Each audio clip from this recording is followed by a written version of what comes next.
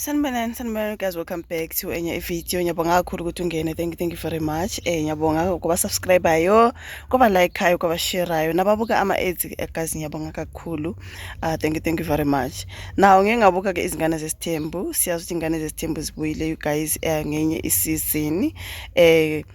So ngifuna ukuthi ngiphawule ngempela ngale ndaba kaLwandle nomama wengane yakhe. Ngizothi umama wengane yakhe, okay, I'm sorry. Umama wengane yakhe vele. But anyways, so kunalento ye DNA. Yakhumbula lapha ngesikhathi uMacele ekhuluma ngokuthi kuzomela kwenze iDNA kuze bezobashosho ukuthi ngempela ingane yakhe aMseleku.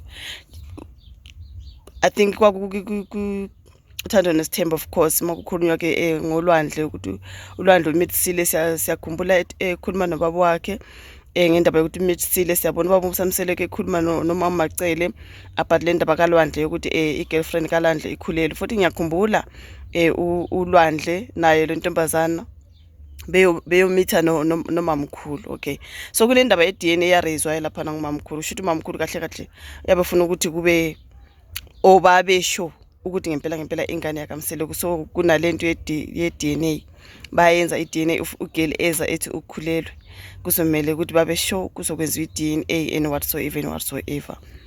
So ngiyabona ke njengoba bengenile ngale season bafethu udaba luthi i-DNA yathi ingane akuyona kaLwandle eyalo yamntwana ubani Khwezikazi. Hayi guys, like yabona when it comes to uLwandle guys, ngiyamthanda uLwandle ingane epholile kuribona uLwandle is just that guy, man. Ngiyabona nje kuma comments abantu we are saying a lot about uLwandle ngathi unomkhuhlane othile ngathi uLwandle guys, ngiyamdiagnose uLwandle but it's not that. Mhlambe nje uyileyo nhlobo yomuntu but ngeke siphela sithi ikhona into emphetheyo because he is whoever he is. Akathanda ukukhuluma, unamahloni, uphansi, uphole, but he is normal. For me, he is normal. He's just a normal person. But kunaleyo nto nje angazi nami man. I can see abantu futhi bekhuluma ngokuthi le ntombazana she's too strong and maybe too matured for uLwandle. I do not know what I can say. Ukuthi into zabantu bakaMseleku, you can never be sure, you guys. This is a reality TV show. So kungenzeka nje ingane kaLwandle they are just fooling around ngayo yonke lento ye-DNA because uthi ke uKhwezi there's no way she can just throw umntwana kuLwandle ebesazi ukuthi umntwana kuyena kaLwandle. So what if ngempela nje iyo yonke lento ye-story but khona nje biologically ingane kaLwandle angazi man ukuthi nje into zabantu bakaMseleku sometimes you just can't believe, you know. Uthi angeke phela yena azalahlela ingane kuLwandle besazi akuyona kaLwandle but ngathi khona lento ayisolayo umezodina the second DNA test is gonna be done. It's like lama results afike la kwana kwabakaMseleku because uthi uma wathi yena nayi le DNA test isizela nokunye. So wayetshelwa uKhwezi akayibona ayifikela ngakuye or ukuthi ubetshelwa uma uphi owakhe omhlawumbe uma kaLwandle. Ushuthi uma kaLwandle mayethi uma wathi nayi le DNA isenzele okunye ushuthi uma kaLwandle, of which now she's not buying the story of the DNA being negative. Sefuna kwenziwe futhi enye. Uyazini. But you can see for me nje ngibona ngathi she's taking advantage of all le character kaLwandle nje the way uLwandle angakhona. Uyazi ukuthi uzoba uLwandle inkosi yami yo ngazi ngamzwela uLwandle guys. Lwandle vuke emaqandeni, like it's not about the child being young makwenziwe i-DNA test. If it says negative noma esekhulile izothi negative mangabe akuyona yakho. So wena uzobekezela nje so lengane uyenze yakhe ibingeyona yakhe just because of what? Nangale muti yabuka lo yakagiso kaSne naye nje when he met up with uSne lapha he was all talking about how he wanted the child to be his. He was so happy about umntana, and then kwavela ukuthi akuyona ingane yakhe. Ukhuluma noSne ukuthi uye waphoxeka ngempela because even now he can't believe ukuthi umntana akuyona wakhe ngulo yakagiso kaSne. But sizokhuluma ngalokho you guys udaba lukaSne so nokagiso. It's like I feel like uKwezi is just pushing the child to be Lwandle's. Ngalo uKagiso naye just wanted the child to be his.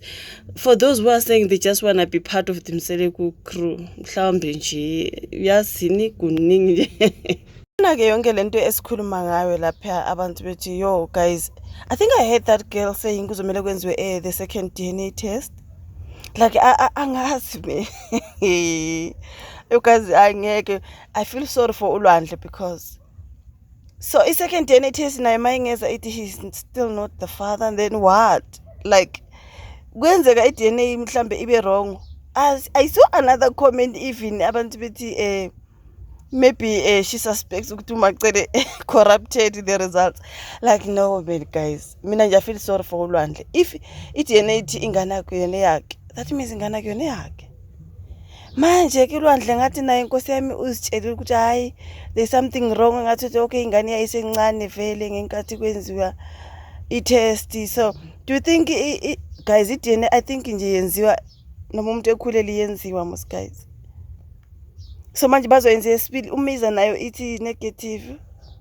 Hey guys, I feel sorry for uLwandle. Manje ngibona ngathi lo sisi uthatha advantage ngoLwandle because she can see who exactly uLwandle is. According to me lentombazana uyabona ukuthi uLwandle ungumuntu onjani, so then she's taking advantage. I mean if DNA says no then it's no. There's akuna ukuthi ngoba ingane sasencane kuzothi later mayisi ithanda kwankulu iDNA. Guys no. Do you think results izoshintsha manje ithi positive? Hey guys no man. Indaba kaLwandle iyathanda ukungiwarisha because if he's not the father then he's not. Manje uzoyondla lengane engasiyakhe. Okay, asithi mhlambe kune mistake ke ngayo le first DNA. Njengoba besola nje benze enye.